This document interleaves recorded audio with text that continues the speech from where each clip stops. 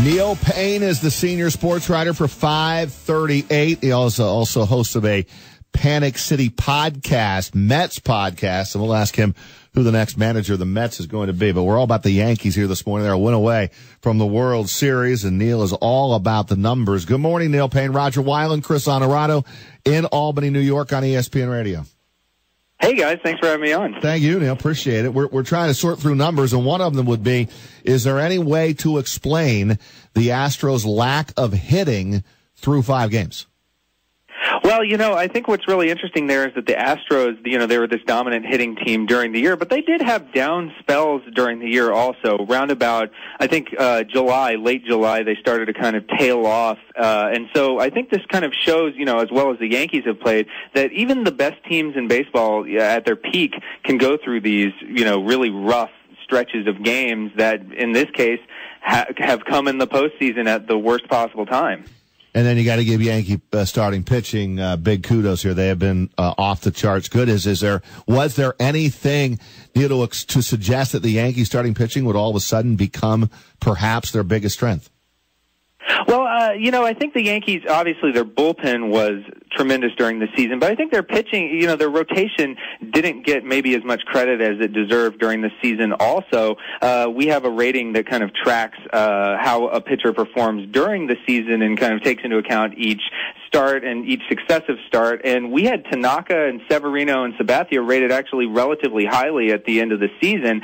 Severino, of course, hasn't actually pitched that well in his limited time, but Tanaka and Sabathia have been lights out. Neil, Chris Honorado here with Roger as well. I saw your stat on Twitter a couple days ago about how the Yankees have been so good in what would be classified as blowouts, and yet not so good in tight games. Of course, we saw that play out in games 1 and 2 in Houston. 18 and 26, you had them in one-run ball games. Should Yankees fans be nervous that they're going to see more close games in Houston, or do you believe what we've seen recently out of Aaron Judge and Gary Sanchez, are those guys actually turning a corner? Well, I think if anything, that number should have given Yankee fans hope that exactly what has transpired would be possible because, from a sabermetric point of view, when you kind of look at what predicts future results best, a lot of times a performance in one-run ball games actually isn't a great predictor, and it is your performance in these blowout games that tells you the better story about what a team actually is. So if you just look at the Yankees' run differential during the season and kind of give them credit for those big blowouts, they were probably playing like a 100-win team during the season. They only won 91 games because they lost those one-run ball games, but I think that record kind of masks the fact that they were capable of having such great performances. So I think you could look at it and say, the struggles during the regular season of one-run ball games might be a concern. But then, like we just mentioned, the bullpen is so good that there's not really a logical way to explain that record in one-run ball games except maybe just bad luck.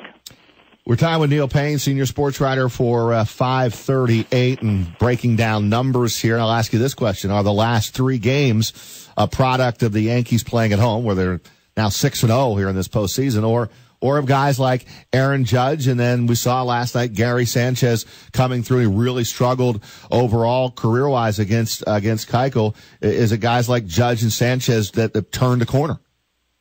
Well, I think playing at home definitely helps, right? I mean, that we know that there's an advantage to having those games, and the way that it's structured in MLB, where they have the 3-game chunk of home games in the middle, really, I think by design allows a team that if they do fall into a hole early, they can kind of claw their way back in. But I do also think, like you mentioned, the Yankees' heart of the order was due for some kind of better performance, especially Judge. I mean, we know Judge can go through these really, really terrible stretches where he strikes out so much, but we also know that he's capable of great performances. And so I think what we saw from him early in the season or in the series, and also even in the previous rounds of the playoffs, was maybe a little bit below what we could expect from him going forward. So it was a matter of time before he and some of the other Yankees turned things around, I think. Neil, I had a question from a listener who just emailed in and wants to know if you believe 124 pitches from Justin Verlander in Game 2 may have an ill effect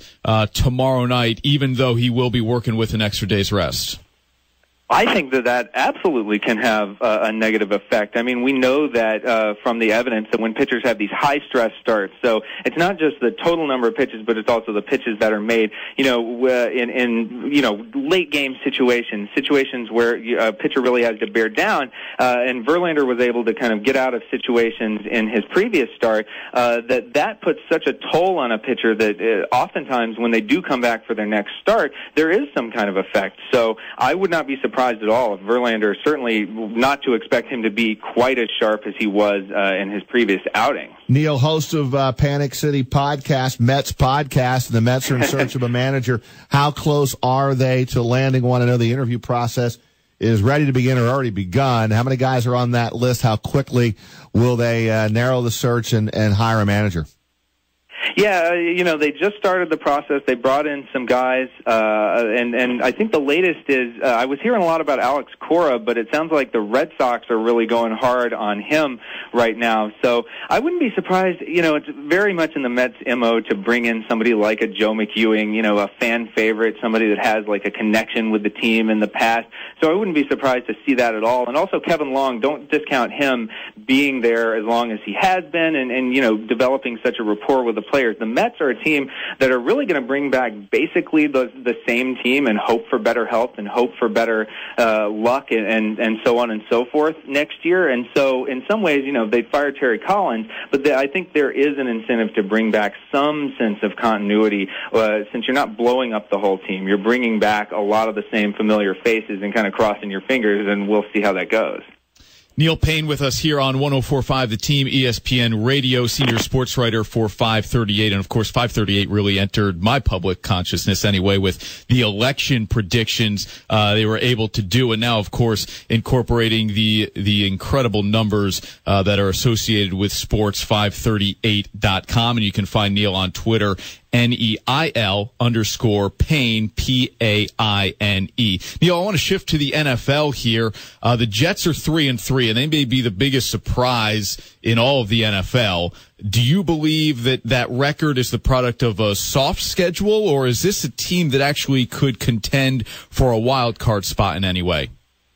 Yeah, I think the Jets definitely have played a schedule that is not the most impressive, but if we look at them relative to the rest of the NFL, it's around about average, actually. So for the people that are saying they've gotten lucky to face the schedules that they've faced, that's not necessarily true. Now, the one area in which they have gotten lucky is the fact that they've actually been outscored this season, and they've come out with some close wins. Jacksonville, for instance, with that field goal in overtime.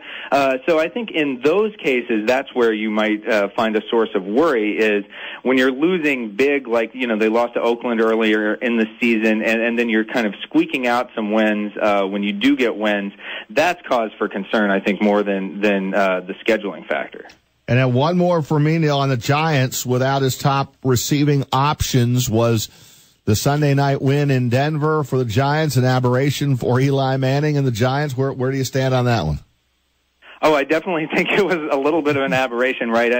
Winning on the road at Denver without Odell Beckham. And last week was such an odd week across the whole NFL that was sort of the cherry on top of the upset week. As far as the Giants go going forward, they're maybe a team that has gotten a little bit unlucky in terms of, what we'd expect their record to be versus how they've actually played or their point differential. But I definitely don't see them, making that much of a playoff push. If you look at our playoff odds that we have that we give for each team, we give them a 4% chance of making the playoffs before the end of the season. So I'm saying there is some chance, but not that much of a chance. Right now they're on track to finish about 6-10. Fair enough, Neil. Always a pleasure. Neil Paine, senior sports writer for 538. We appreciate a few minutes here on Big Board Sports on 104.5 The Team, ESPN Radio.